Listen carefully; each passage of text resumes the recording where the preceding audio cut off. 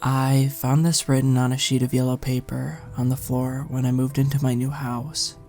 My landlord informed me that the previous homeowner went missing under mysterious circumstances 6 months before I bought this house. I'm posting this here as a reminder to always be careful online. Sometimes, following your recommendations can take you to weird places. After finishing my shift last Saturday night, all I felt like doing was collapsing on my bed and watching some YouTube while I fell asleep. As soon as I got home, I slammed the door shut and tumbled into my bed. My eyes were almost closed as I unlocked my phone and picked out a random video on my recommended page. The video was by some channel I'd never heard of and was some sort of pulp fiction narration or CreepyPasta reading. I'm not usually one for creepy stories. I much prefer watching lighthearted videos in my free time. But on this occasion, it didn't really matter what I was watching, since I was so out of it already.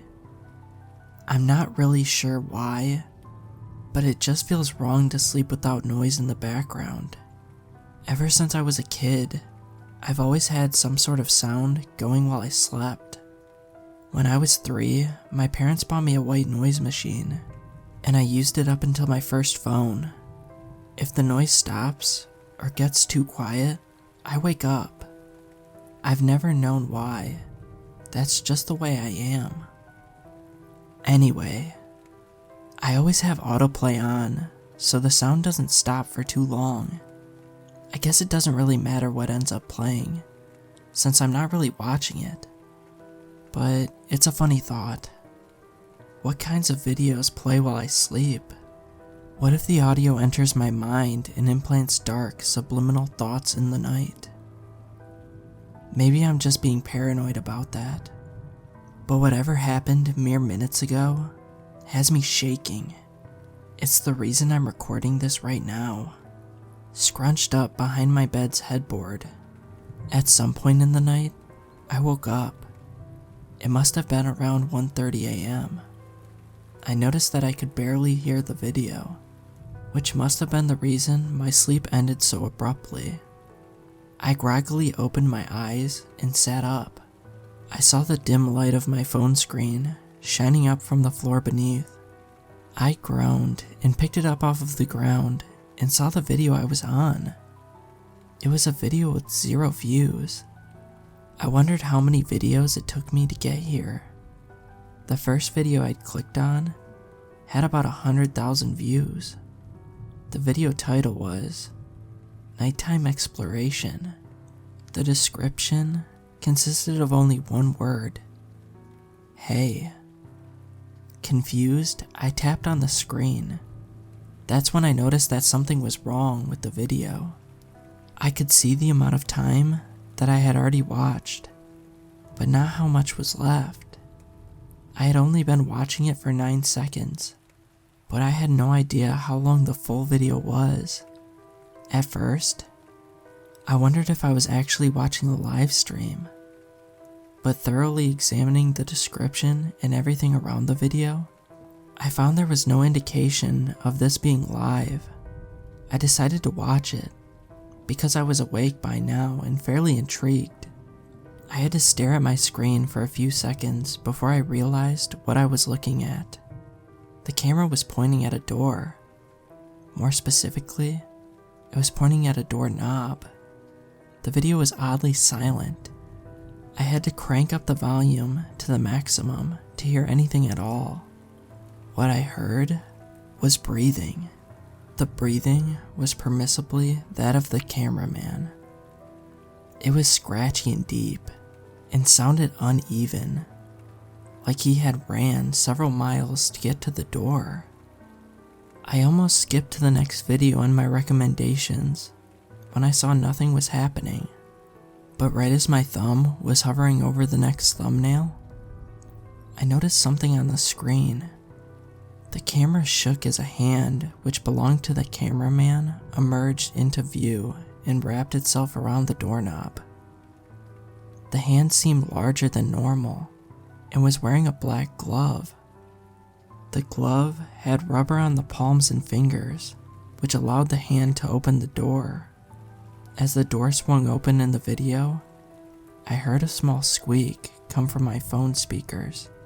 At the same time, I thought I heard a similar noise come from downstairs. I quickly turned my volume all the way down, but I didn't hear anything else. I figured I was just being paranoid and turned the volume back up. The door was now open, and the building whoever this was had stepped in was dark. Clearly, it was night on the video too. We appeared to be in an entryway to a small house, with a small hallway leading to a small living room, in which stood a flight of wooden stairs. Everything was extremely difficult to make out, since the video was so dark, and because I was sitting in a dark room myself, and I was a bit drowsy. Luckily, the mysterious cameraman stood still for long enough in each place for me to take a good look at it. If he hadn't, there was no way I could have properly observed everything in the frame, since as soon as I realized, there wasn't an option to pause the video. The small triangle in the middle of the screen was grayed out and didn't work for some reason. Again, I thought this was odd but didn't really think about it. I was still tired for some reason. I was extremely curious as to where this would go. The cameraman began walking slowly through the hallway. His breathing became even more labored as he moved, covering up even the sounds of his footsteps in the video audio. Again, I thought I heard noises coming from downstairs, but I tried my best to ignore them. That was a mistake. As the man moved through the dark house, I began to notice some striking similarities between the house in the video and my own place of residence. The layout of the house was very similar to mine. The living room and the stairs were in the exact same place as mine were. What really scared me was what happened when the gloved man reached the end of the hallway. Right next to him was a long mahogany cabinet. The cabinet was the exact same as the one my grandmother had given me when I moved in a year ago, and on it was an old green vase I'd bought when I first got the cabinet. That was it. This was too uncanny. I looked up and realized that I had left my door wide open. It was pitch black in the house. The only light visible was that on my phone screen. I felt a weird chill run down my body, despite being wrapped up in a blanket. I wanted to believe this all was a nightmare, or just some weird coincidence, but none of it made sense. Everything was just too similar. I decided it was time to turn off the video. However, when I tapped on the phone screen to bring up the option to leave the video, nothing happened. I tried again. Nothing. I was frozen on the video. I couldn't leave. At this point, waves of terrifying thoughts were crashing through my head. Part of me was scared half to death, and the other part of me wanted to believe this whole experience was somehow all my imagination. Yet somehow, I was still glued to the video. Or rather, I was glued to the live stream. As I was now convinced this was, I still held to some stupid hope that I was just going crazy or was just being overly paranoid. For some reason, I kept watching. The man was now standing in front of the vase. In absolute terror, I looked on as the gloved hand again appeared as the cameraman reached out towards it. For the first time, I saw the mysterious man's arm. It was dressed in black, but the material his clothes was made out of was difficult to determine. He slowly reached out and rested his hand on the smooth glass of the vase. His hand rested there for what felt like an hour, but was probably only a few seconds. His breathing only grew louder as he just stood there, and with the camera pointing at the glass object. Suddenly, the hand raised up and forcibly shoved the vase over and off of the cabinet. He quickly moved the camera to show the vase falling to the floor. It broke into 1,000 pieces on the wood and created a resounding crash. This was what broke me out of my trance, because the noise didn't come from the video. I heard it, clear as day, from right beneath my bed. It was loud, and it was enough to completely wake me up and put me on full alert. I managed to turn the volume all the way down again with shaking fingers and picked it up. I beamed the light from the screen down at the floor, using it as a flashlight to see where I was stepping. I was too afraid to point it up at all, for fear that the person who had broken into my house would realize I was awake, or that I knew he was there. I carefully slid out of my bed. Every second seemed amplified in the darkness. As I slowly stood up, I listened out for other noises in the house. I thought I heard breathing and heavy footsteps, but that could have been my mind playing tricks on me. Now that I was sure there was someone in my house, my imagination was running wild, trying to distract me. I began making my way towards the open door at the end of the room. My footsteps on the carpeted floor seemed to echo through the house, even though they probably weren't even noticeable downstairs. I had carefully dodged all the miscellaneous items that had been strewn about on the floor like I was traversing a minefield.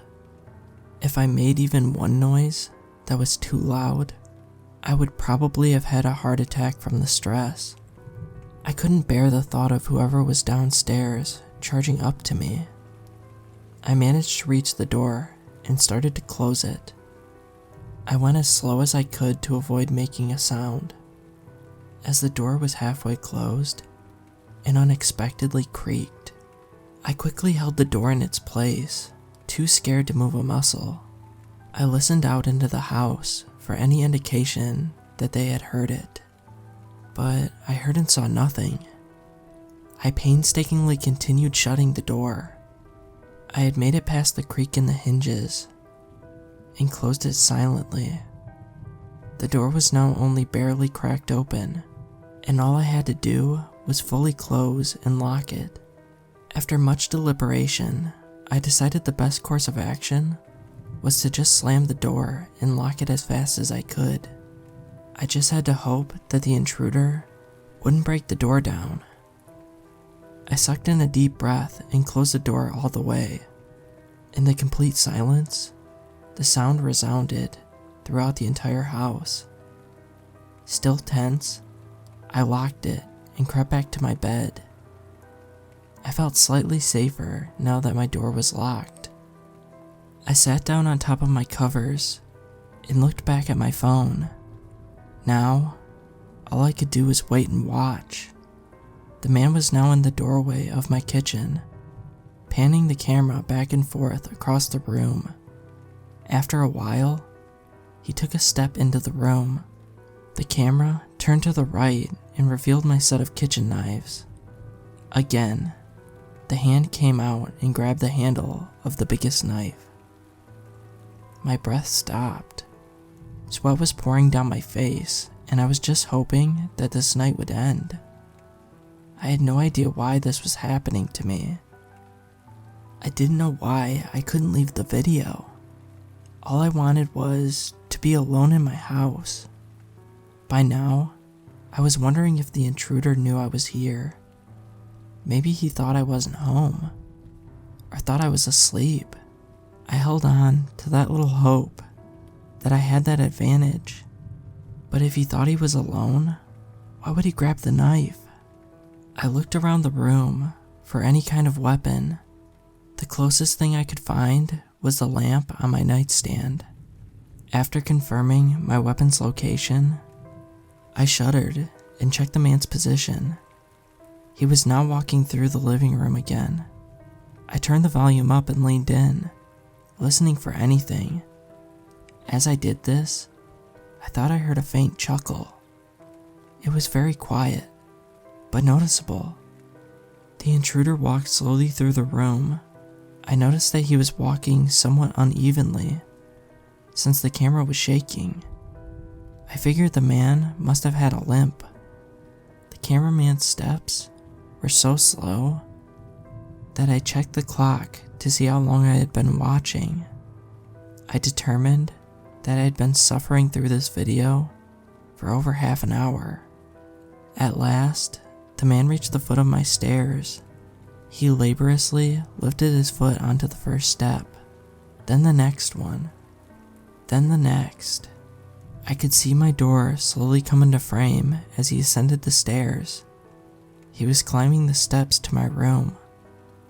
I had never felt this level of fear before.